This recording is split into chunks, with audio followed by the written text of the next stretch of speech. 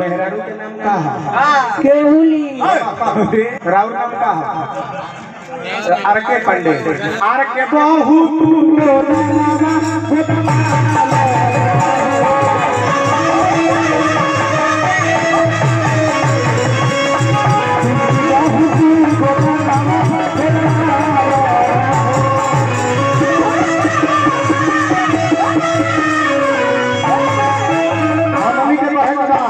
परिवार के लोग से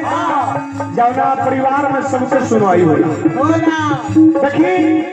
राम के परिवार में कृष्ण के परिवार में अंतर कतना हो महादेव के परिवार में अंतर कतना हो राम के दरबार में जाई मानव के सुनवाई होला देवता के सुनवाई होला दानव के सुनवाई ना होला कृष्ण के दरबार में जाई मानव के सुनवाई होला देवता के सुनवाई होला दानव के सुनवाई ना होला लेकिन देव में देव महादेव के ऐसा परिवार है कि उनका परिवार में सुनवाई सबके होला हाँ अच्छा झलवाला अच्छा वो कतना सुंदर मैदान के धरती पर बनी जाइए फरमाइश पर फरमाइश होता कि प्रदुमन जी तनी हौ वाला हो जाए तनी हौ वाला हो जाए यही ताल में कुली दिखाई यही तलवे में हम कुली दिखाई बुझली कि ना आप महादेव के परिवार ऐसा हो ये परिवार में देवता के भी सुनवाई होला दानव के भी सुनवाई होला मानव के भी सुनवाई होला यक्ष के भी सुनवाई होला नाग के भी सुनवाई होला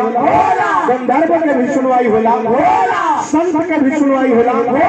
संग संग लंठ के भी सुनवाई होला देखा दीपक जी आगे नहीं हमारे बहुत सुंदर मित्र बनी आई एगो माला डाल के सम्मानित करी जय हो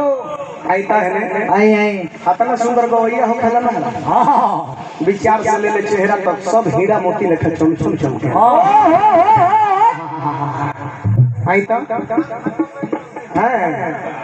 अच्छा ना जे 2 मिनट को कने करबा तोहरो तका थार दे के सट ताली भाई के गोर गोर लगा जला दीपक जी जे भाई रहेला ऊपर थोड़े दे गला से लगिए महाराज आप लोग का स्थान यहां है हाय का है मेरे प्रिय है गले से ये प्रेम हो अब बस कुछ दिन की तो बात और है और हम लोग अपने हो जाएंगे हाँ नारायण जी से यह कामना करा पद प्रतिष्ठा बना रोसा जी हो मैं महादेव के दरबार है ऐसा क्योंकि मैं सब है के पूजो कर जाला छठी मैया को उपलक्ष्य में बनी बिना छठी मैया के है इनके पतोह लगेली के को भोलानाथ के कार्तिक जी के मेहरारू छठी मैया है रोसा जी कार्तिक जी बड़का लड़का है गणेश जी छोटका लड़का है गणेश जी के पूजा भोला के बुलावा